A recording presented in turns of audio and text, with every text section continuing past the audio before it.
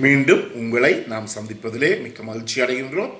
நான் இலங்கையில் இருந்து பதுளை போதனா வைத்தியசாலையில் இருந்து வைத்தியர் கிருஷான் வேதநாயகம். சிறுவர்களுக்கு ஏற்படுகின்ற சிறுநீரிலே கிருமி தொற்றை பற்றி பார்க்கின்றோம். யூரினரி ட்ராக்ட் இன்ஃபெக்ஷன் என்று சொல்லுவோம். முக்கியமாக பிள்ளை பிறந்த நாளிலே இருந்து 28 நாட்கள் மட்டும் அதை சிசு அல்லது நியோனேட் அந்த காலத்தில் ஏற்படுகின்ற இந்த நோய் காரணமாக பிள்ளைக்கு ஏற்படுகின்ற அறிகுறிகளை பற்றி பார்த்து கொண்டிருக்கின்றோம். சாதாரணமாக ஒரு பிள்ளை பிறந்து ஒரு 2-3 வருடங்கள் போகும் மட்டும் அவர்கள் இந்த சிறுநீர் கழிக்கின்ற போது அவர்களுடைய வயிற்றிலே இருக்கின்ற அமுக்கம் அல்லது பிரஷர் அதிகரிக்க வேண்டும். அவ்வாறு வயிற்றில் இருக்கின்ற அமுக்கம் அதிகரித்து பிரஷர் அதிகரித்துத்தான் அந்த சிறுநீர் பையிலே தாக்கத்தை ஏற்படுத்தி அதன் மூலமாக சிறுநீர் கழிக்கப்படுகிறது. என்றபடியினாலே இந்த பிள்ளைகளுக்கு வயிற்றிலே ஒரு அமுக்கம் ஒன்று ஏற்படுகின்ற போது அவர்களுக்கு தெரியாத இது ஏற்படுகின்றது என்றபடியினாலே இந்த சிசுக்கள், இந்த நியோனேட்ஸ் அழத் தொடங்குவார்கள். எனவே சாதாரணமான ஒரு நிலையிலே இந்த சிறுநீர் கழிக்கின்ற போது கழிப்பதற்கு முதல் சிறுநீர் கழித்த பிற்பாடு மூன்று வகைகளாக நாங்கள் பிரிக்கின்றோம். சிறுநீர் கழிப்பதற்கு முதல், சிறுநீர் கழிக்கின்ற போது, சிறுநீர் கழித்த பின்பாடு. இந்த 3 வகைகளிலே முக்கியமாக ஒரு பிள்ளை சிறுநீர் கழிப்பதற்கு முதல் அது அழுகின்றது என்றால் அதை பற்றி நாங்கள் பெரிதாக அலட்டிக்கொள்ள பயப்பட வேண்டிய தேவையும் கிடையாது.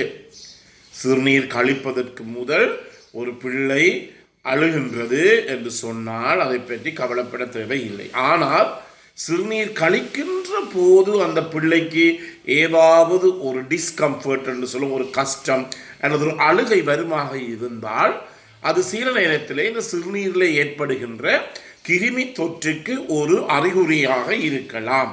சிறுநீர் கழிக்கின்ற போது சிறுநீர் கழித்த பிற்பாடு சில நேரங்களிலே அந்த பிள்ளையினுடைய உள்ளாடை அல்லது நெப்கினிலே அந்த சிறுநீர் போகின்ற போது அதன் மூலமாக பிள்ளைக்கு சின்ன நேரத்தில் ஒரு குளிர் ஏற்படுகின்றது.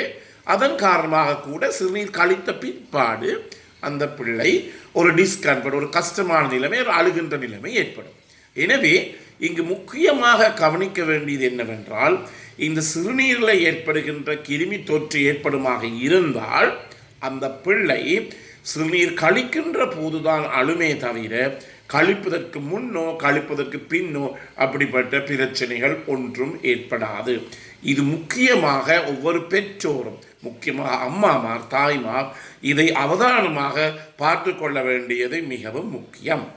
எனவே உங்களுடைய பிள்ளை சிறுநீர் கழிக்கின்ற போது அதுக்கு ஏதாவது கஷ்டம், டிஸ்கம்ஃபர்ட் என்று சொல்லும், ஒரு கஷ்டமான ஒரு நிலைமை, அப்படி இப்படி உடம்பை முறித்து கொண்டு இருக்கின்றது அல்லது வயிற்றை பிடித்து கொண்டு இருக்கின்றது அல்லது அழுகின்றது என்றால் கட்டாயமாக ஒரு வைத்தியரிடம் சென்று காட்டி அதன் மூலமாக நீங்கள் என்ன செய்யலாம், அந்த பிள்ளையினுடைய சிறுநீரை நாங்கள் சோதித்து பார்க்கலாம். அதை urine full report and urine culture and ABST என்று சொல்லுவோம்.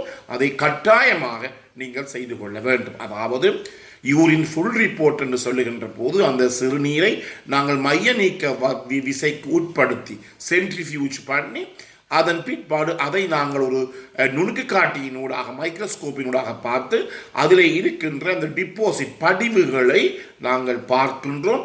அந்த படிவுகளிலே ஏதாவது பஸ் செல்ஸ் கலங்கள் இருக்கின்றதா, கிருமி கலங்கள் இருக்கின்றதா என்பதை நாங்கள் பார்க்கின்றோம். அதன் பிற்பாடு இந்த சிறுநீரை ஒரு சின்ன ஒரு லூப்பின் மூலமாக எடுத்து ஒரு கல்ச்சர் மீடியா, கிருமிகளை வளர்க்கின்ற ஊடகத்திலே வளர்த்து அதன் மூலமாகத்தான் எங்களுக்கு சரியான ஒரு மொழி, எங்களுக்கு ஒரு சரியான ஒரு விடை கிடைக்கும்.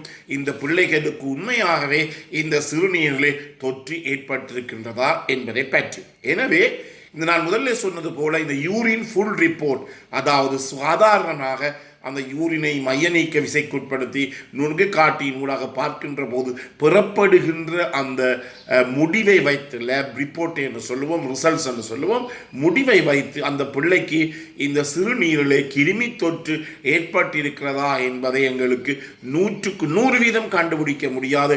அப்படி அந்த பிள்ளைக்கு நாங்கள் பேரிட முடியாது. இந்த பிள்ளைக்கு யூரினரி ட்ராக்ட் இன்ஃபெக்ஷன், அதாவது சிறுநீரிலே கிருமி தொற்று இருப்பதாக சொல்ல முடியாது. 100% சொல்லப்பட வேண்டுமானால் அந்த சிறுநீரை நாங்கள் ஒரு வளர்ப்பு ஊடகத்திலே வளர்த்து அதன் மூலமாகத்தான் அதற்குரிய 100% முடிவை எங்களாலே கண்டுகொள்ள முடியும். அடுத்ததாக இன்னும் ஒரு மிக முக்கியமான விடயம், நான் முதலிலே சொன்னது போல சாதாரணமாக ஒவ்வொரு மாதமும் ஒரு பிள்ளையினுடைய நிறை 750 கிராம் அதிகரித்து கொண்டு செல்ல வேண்டும். ஆனால் அதாவது 28 நாட்கள் மட்டும் அது ஒவ்வொரு நாளும் 50லிருந்து 60 கிராம் மட்டும் இருக்கலாம். முதல் 10-12 நாட்கள் மட்டும் பிள்ளையினுடைய நிறை குறைந்துதான் பிறகு கூடுகின்றது. எனவே இந்த பிள்ளையினுடைய நிறை உங்களுக்கு தெரியும், உலகம் முழுவதும் எல்லா பிள்ளைகளுக்குமே நாங்கள் CHDLR, அதாவது child development and growth record, child development and growth record எனப்படுகின்ற ஒரு புத்தகம் முழுவதும் கொடுக்கப்படுகிறது.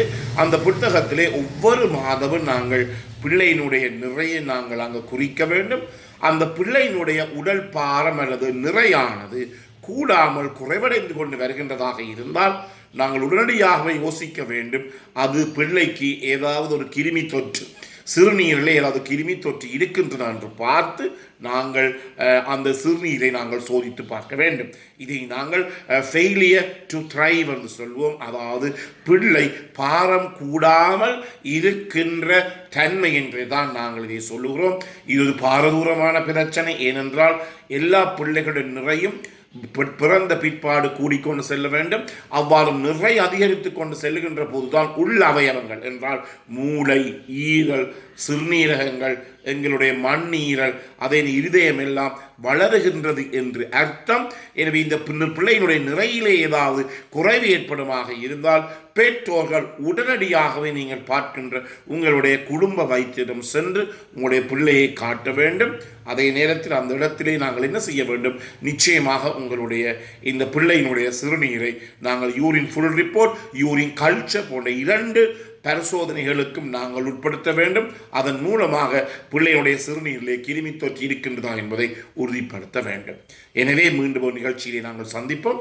உங்களுக்கு ஏதாவது கூடுதலாக தேவையாக இருந்தால் என்னுடன் தொடர்பு கொள்ளலாம். 0094 777 35 62 45. இந்த நிகழ்ச்சி உங்களுக்கு பிடித்திருந்தால் தயவு செய்து இதை பார்க்காதவர்களுக்கு நீங்கள் அறிமுகப்படுத்துங்கள். இதை லைக் செய்யலாம், ஷேர் செய்யலாம். அதே நேரத்தில் இந்த மணி சின்னம் பெல் சைனை அழுத்தி நீங்கள் இதை சப்ஸ்கிரைப் பண்ணலாம். மீண்டும் உங்களை சந்திக்கும் வரை நன்றி, வணக்கம்.